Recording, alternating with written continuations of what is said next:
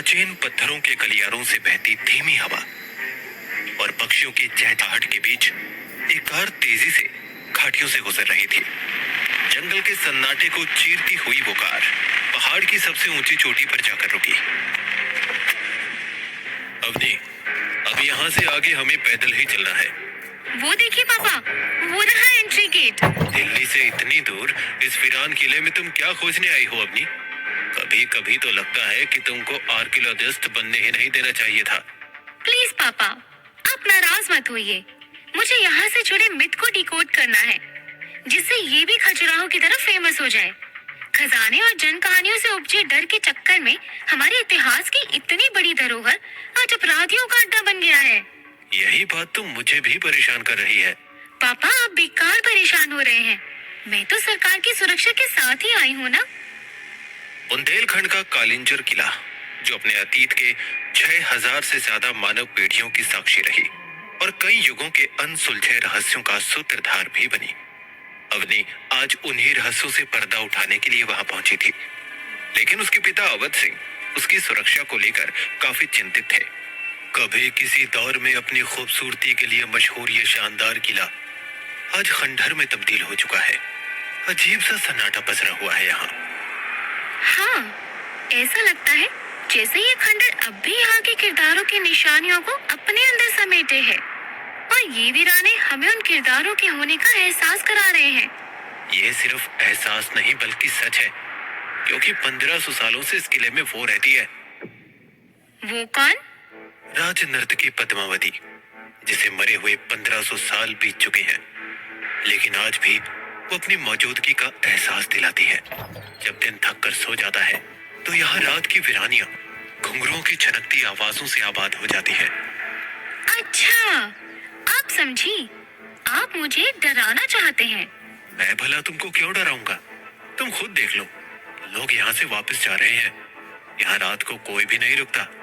News वालों ने तो उसके घुंघरुओं की आवाज भी रिकॉर्ड की है।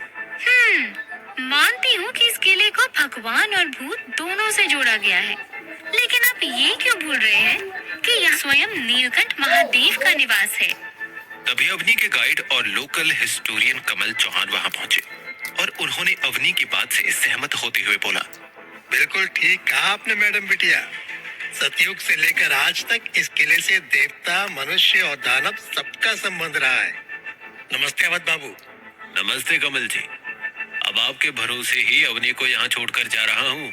हम चौहान है साहब, अपने प्राण देकर भी मैडम बिटिया की रक्षा करेंगे। वो देखिए, हमने पहले से ही यहाँ टेंट और खाने पीने की व्यवस्था कर ली है। ठीक है कमल जी, मैंने यहाँ के एसपी को भी बता दिया है।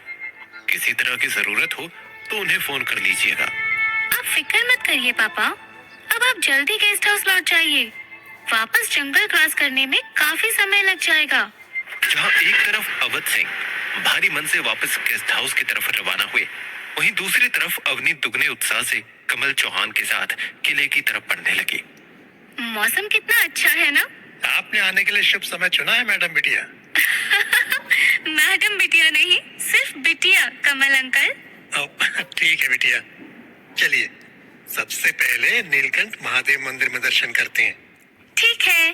दोनों नीचे की तरफ सीढ़ियों से उतरकर नीलकंठ मंदिर की तरफ पहुंचे। रास्ते में अवनी इतिहास की इस धरोहर को बारीकी से निहारते जा रही थी, लेकिन कमल चौहान जल्दी से जल्दी नीलकंठ मंदिर पहुंचना चाहते थे। कितनी सुंदर नक्काशी है ना? अभी हमें जल्दी मंदिर पहुंचकर भगवान नीलकंठ का आशीर्वाद लेना चाहिए। रिसर्च का काम हम कल से शुरू करेंगे। ये रहा मंदिर, जल्दी चलते हैं। तीसरे पहर तक हमें वापस भी लौटना है। क्यों? क्योंकि दिन के चौथे पहर के साथ यहाँ की आत्माएं भी जागने लगती हैं। आत्माएं? आप भी इन अफवाहों पर विश्वास करते हैं? सिर्फ मैं ही नहीं, बल्कि यहाँ रात बिताने वाले और इतिहासकारों ने भी सच्चाई को माना है। लगता है उन लोगों ने कोई सपना देख लिया होगा।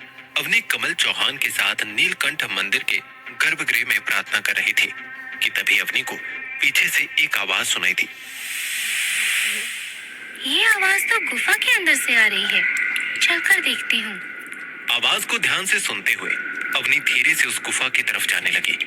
इधर कमल चौहान अब भी आंखें मूंदे भगवान नीलकंठ की पूजा कर रहे थे। अवनी अपने आप उस गुफा की तरफ खींचे चली जा रही थी। उसने अपने बैग से टॉर्च निकाला और गुफा के अंदर चली गई। हे भोलेनाथ, ये कैसी आवाजें हैं? अरे, अपनी बिटिया कहाँ गई? अपनी बिटिया! मैं गुफा के अंदर जा रही हूँ। रुक जाइए बिटिया, अनर्थ हो जाएगा। मुझे इसके अंदर देखना है। आप काल को ललकार रही है, वापस आइए। अवनी काफी अंदर जा चुकी थी, लेकिन कमल चौहान को आगे सिर्फ अंधेरा दिख रहा था और ऊपर से चमगादड़ उनके सर पर हमला कर रहे थे। वापस आइए। अंकल, दूर पीली रोशनी में चमकती कोई चीज मुझे दिख रही है। मैं वही देखने जा रही हूँ। मैं अंदर नहीं आ पा रहा हूँ। बिटिया, आप जल्दी बाहर आइए। कहीं ऐसा ना हो कि आप वहीं फंस कर रह जाए। मुझे पता है, आप मुझे डराने की कोशिश कर रहे हैं ताकि मैं वापस लौट जाऊं। सच कह रहा हूँ, ये कोई साधारण गुफा नहीं, रहस्यमय गुफा है। क्या था उस गुफा का रहस्य? और आखिर कमल चौहान क्यों नहीं जा पा रहे थे, जबकि अवनी आसानी से चली गई? अवनी को वहां क्या दिखा? क्या वो कभी वापस लौट पाएगी? आगे क्या हुआ, सुनिए।